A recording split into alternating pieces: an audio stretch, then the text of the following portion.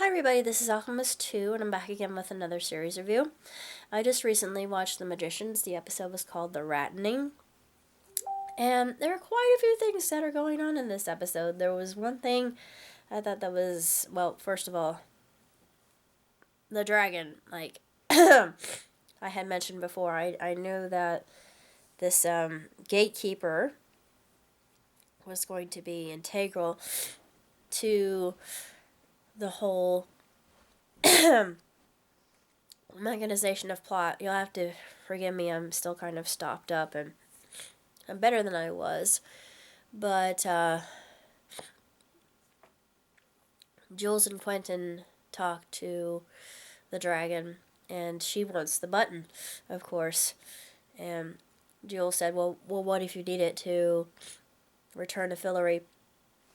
And at this point, he's willing to sacrifice everything just to get her shade back, to go to the underworld. And we do realize there's quite a bit of Greek mythology here, and that Persephone and Hades are actual beings, and that Persephone herself was Our Lady Underground. I thought, oh yeah, I recall that. And she was nothing more than a self-centered witch who was manipulative and conniving and self-centered, conceited, narcissistic, and self-serving, and just I guess nihilistic would be a good word for it. I'm not for certain, but her modus operandi was just in doing whatever suited her. And of course, Jules felt like a complete and total idiot, or like she had been duped for her whole group having called her forth. And she said, how could we... Well, that's when they're in the underworld and they realize that Elysium is a real place, just like in the Greek mythology. To access you, if you've ever read it. Sorry. It's kind of hard to talk, but... I mean, it doesn't hurt, it's just...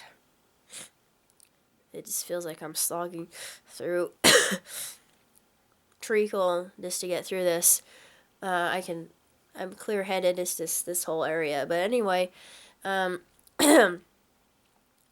comes to the difficult decision to put Margot in prison after what occurs, because he realizes that she made a deal with the fairies, and it's not the reason why they were turned into rats. There was a spell that went awry, and of course Elliot reverses it, and he almost wears himself out. He's almost completely spent, and Josh says, well, why don't you get yourself some delegates? You need some dukes, you need some barons and other people that could help you in this case, after Josh realizes that Margot was jailed. And one of the other Fillorians comes to help her and gives her an elixir that transports her to the land of the Fae. I thought, this could lead to nothing but bad. This is a terrible... Well, she's also at the point, she's reached her breaking point, and it's the last straw. So she's gone to rescue Finn and the baby, because the price was for the wellspring to become cleansed. It was a bargaining chip, so to speak, a trade for for magic to be restored to Fillory, and it was a very steep price to pay. And of course, she wants Finn back, and I love the scene in the very beginning. I thought, oh please, yes, because I mean, I'm not kinky, but the whole idea of blind man's bluff and the buff turns me the heck on. And yeah, that's probably the kinkiest thing that I would be into. But I thought if I had a man talk to me like that, ooh, yeah, I would be like butter on hot bread. Just watch me melt. But he was turned into a rat, and of course, half the other people are rats, and Fen, of course, was exempt from that because he was in the realm of the Fae. But I like how they represented the underworld as a way station, and that was very clever. I thought, oh yeah, it's sort of similar as to what I have always pictured it as. You know, this is how I thought purgatory would look, and it's kind of a waiting room, and they're given a premiere and a video of as to what to sort of like your first day on the job. You get introductory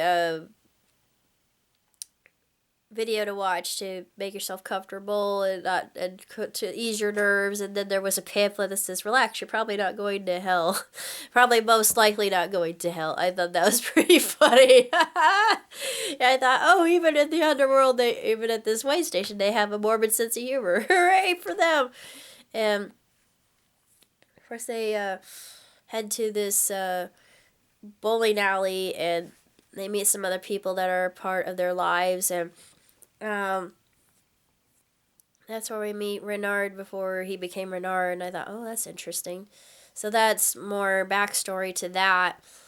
And John, the politician, his son, wants in on actually destroying his father, even though his other angle is to get his father to blindly trust him, thinking, oh, maybe my son will join me in my quest to just rape every woman I can and produce demigods and just twist and constantly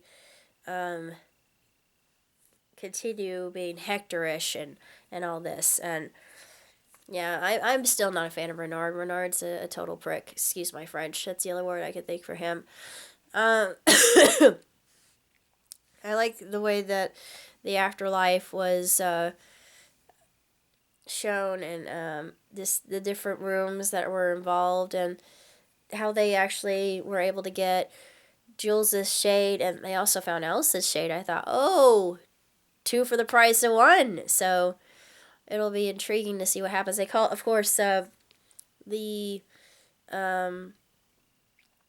clerk, or what would you call him?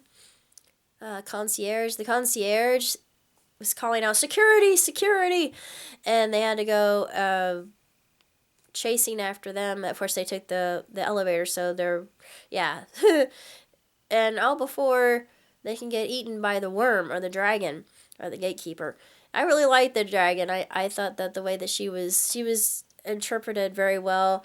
River dragon, very fiery and kind of bioluminescent, and red lines going down her whiskers. I thought, oh God, she's gorgeous.